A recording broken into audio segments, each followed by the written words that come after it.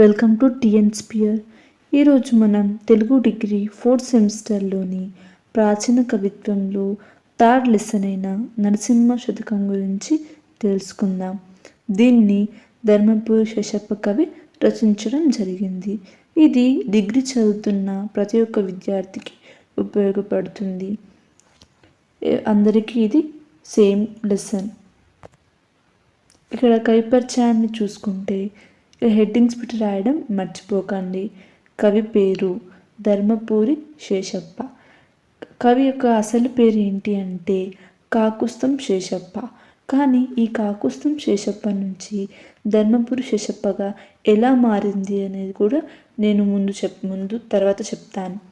ఇక్కడ పాఠం పేరు నరసింహ శతకం. దేని నుండి గ్రహింపబడింది నరసింహ శతకం. ఇలా హెడ్డింగ్స్ పెట్టి రాయడం ద్వారా మీకు ఈజీగా అర్థమవుతుంది, మరియు ఇన్విజిలేటర్ కూడా ఈజీగా అర్థమవుతుంది. తర్వాత చూసుకుంటే ఇక్కడ కాలము, కవి యొక్క కాలము 1900 అని రాయండి, లేదంటే 1900 శతాబ్దం అని రాయండి. ఇక్కడ రచనలు, వీరి ముఖ్యమైన రచనలు ఏంటి అంటే నుకేసరి శతకం, నరసింహ శతకం, నరహరి శతకం, ధర్మపురి రామాయణం.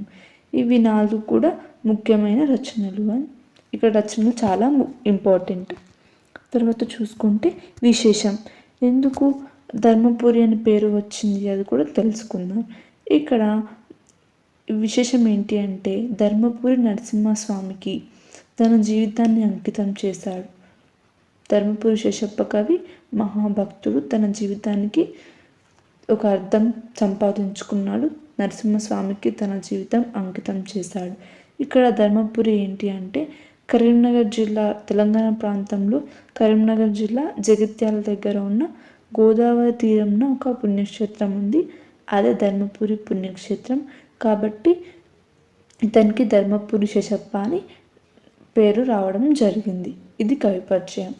తర్వాత ఇక్కడ పాఠ్యభాగ సందర్భం చూసుకుంటే, అంటే ఈ పాఠ్యం యొక్క ఉద్దేశం ఏంటి అంటే ఎటువంటి తప్పు చేయకుండా ఒక మంచి వ్యక్తిగా ఎలా ఉండాలి ఈ లోకంలో అని శతకం పద్యాల ద్వారా చెప్పడం జరిగింది. ఇక్కడ సారాంశం చూసుకుంటే శేషప్ప కవి ప్రతి ఒక్క పద్యం చివరన, ప్రతి ఒక్కటి కూడా సీస పద్యాలే రాస్తాడు. పద్యం చివరన ఏమని ఉంటుంది అంటే భూషణ వికాస శ్రీ ధర్మపురి నివాస దృష్ట సంహార నరసింహ దురిత దూర అనే 2 లైన్స్ ప్రతి ఒక్క పద్యం కింద ఉంటుంది. తన జీవితాన్ని నరసింహస్వామికి అంకితం చేశాడు.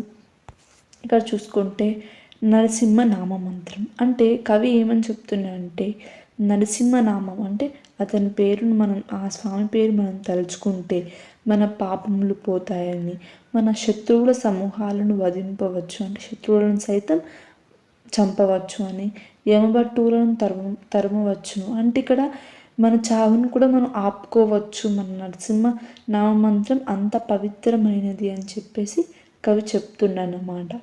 ఇక్కడ కొన్ని మనిషి జీవితంలో ఎటువంటి పనులు చేయాలి, ఎటువంటి పనులు చేయకూడదు అని చెప్పేసి మనకు కొన్ని సూక్తులు ఇవ్వడం జరిగింది.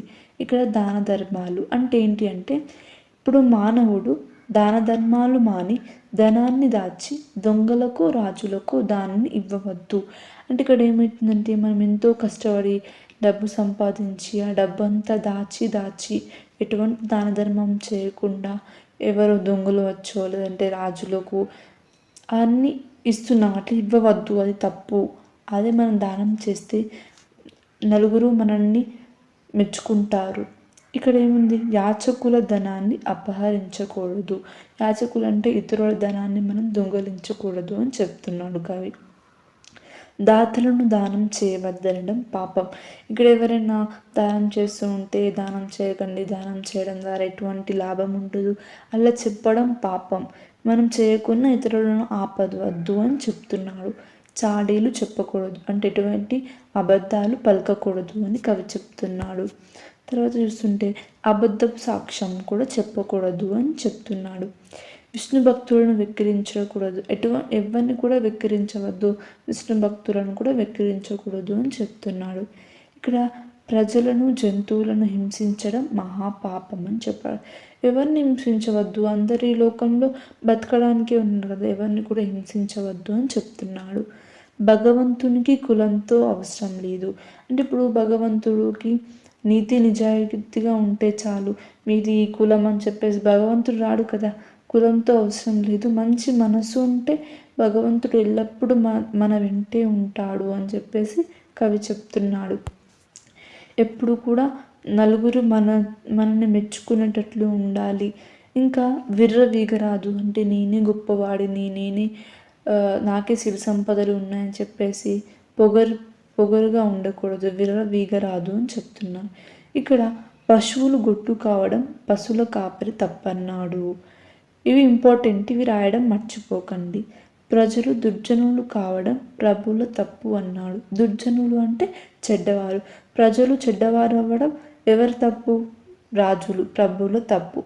సైన్యం చెదిరిపోతే సైన్యాధిపతి తప్పు అని అంటున్నాడు ఇక్కడ, సైన్యం చెదిరిపోతే. తర్వాత దైవభక్తి లేనివాడు పనికి రానివాడు. ఇప్పుడు మనకు ఎటువంటి భక్తి లేదనుకోండి, ఈ లోకంలో మనం పనికి రాని వారమని చెప్తున్నాడు కవి. నరసింహస్వామి వల్ల మన పాపాలు కానీ రోగాలు కానీ అన్నీ పోతాయని చెప్పేసి, తన నామమంత్రం అంత పవిత్రమైనది, మీరు కూడా పలకండి ఆ నామమంత్రం అని చెప్పేసి కవి చెప్తున్నాడు. ఇంకా విద్య నేర్చుకోవడం వల్ల ఇవి చాలా లాభాలు ఉంటాయని, విద్య నేర్చుకోవడం ప్రజల కర్తవ్యం అని చెప్తున్నాడు కవి.